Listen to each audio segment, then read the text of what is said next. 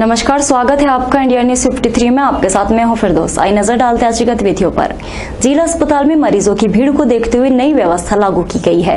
अस्पताल के सभी गेट बंद कर दिए गए हैं। केवल एक ही गेट है जिससे मरीज अस्पताल में प्रवेश कर सकता है।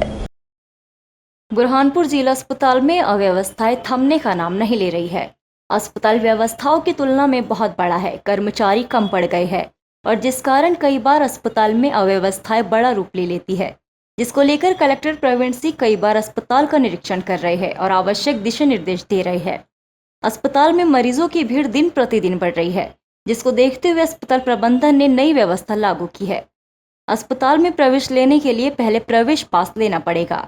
उसके बाद अस्पताल में जाने के लिए केवल एक ही रास्ता खोल दिया गया है। अस्पताल के सारे गेट बंद कर दिए गए हैं और इसके सार्थक परिणाम देखने को मिल रहे हैं।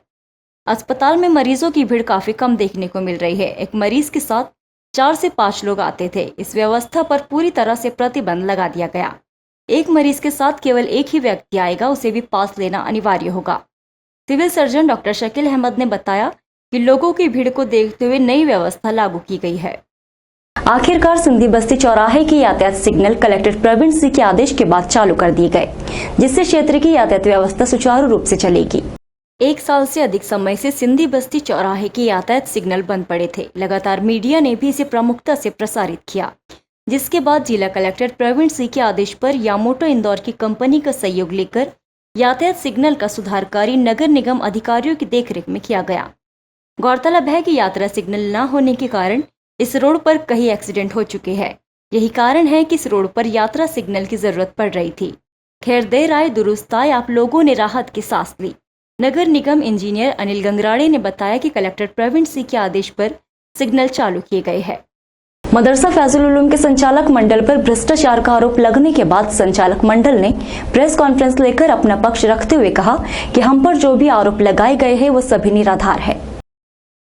मदरसा फैजुल उलूम का संचालन 1960 से संचालित हो रहा है। मदरसे के रजिस्ट्रेशन 1995 में हुआ है और ये मदरसे का संचालन बॉडी के द्वारा किया जाता है। बॉडी का चयन चुनाव के आधार पर किया जाता है। हर 3 साल में चुनाव कर अध्यक्ष चुना जाता है और उसके हाथ में संचालन होता है। इनके ऊपर पूर्व बॉडी मेंबर हाजी कलीमुल्ला द्वारा भ्रष्टाचार का आरोप लगाया है। वर्तमान में अध्यक्ष इकरामुल्ला अंसारी ने कहा कि उनके ऊपर जो आरोप है सब निराधार है। हमारे पास सारे काम ऑनलाइन होते हैं और हमारे पास सीए के द्वारा ऑडिट किया जाता है।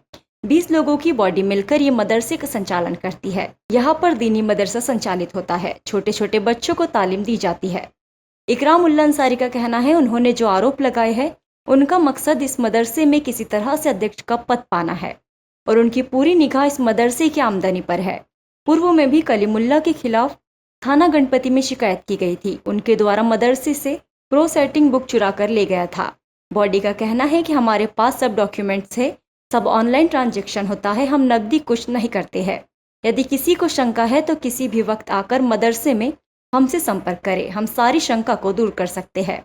एजाज अंसारी, हामिद अंसारी, एडवोकेट शाहिद अंसारी, हाजी रईस अहमद, हाजी तालिमुल, हाजी सईद अहमद, हाजी शफीक, हाजी हकीमुल्ला, हाजी अब्दुल, हाजी इसरार उल्लाह, हाजी नजीबुल्ला, मोहम्मद इब्राहिम, पापा सेठ, पूर्व नेता प्रतिपक्ष अखिल औलिया, पूर्व पार्षद इस्माइल अंसारी प्रेस कॉन्फ्रेंस में मौजूद थे।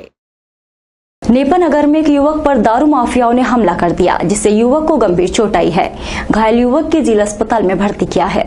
नेपानगर में दारू माफियाओं के हौसले बुलंद हो गए हैं।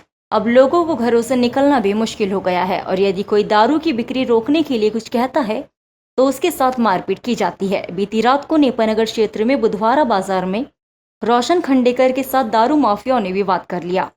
दरअसल रोशन खांडेकर ने क्षेत्र के दारू बेचने वाले शिवा अज्जूराज को बुधवारा क्षेत्र नेपानगर में दारू बेचने से मना किया तो इन्होंने उसके साथ विवाद किया और 10 से 12 लोगों ने उसके साथ मारपीट की।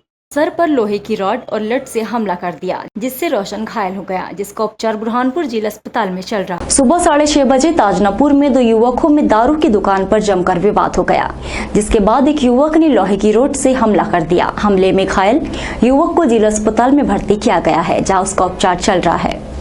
ताजनापुर के रहने वाले राजू गौतम क्षेत्र के रहने वाले धन्ना के साथ चप्पल को लेकर विवाद हो गया, जिसके बाद धन्ना ने उसे लोहे की रॉड मार दी। प्राप्त जानकारी के अनुसार राजू गौतम धन्ना के घर गया था, जहां से वो कच्चे दारू की बिक्री करता है।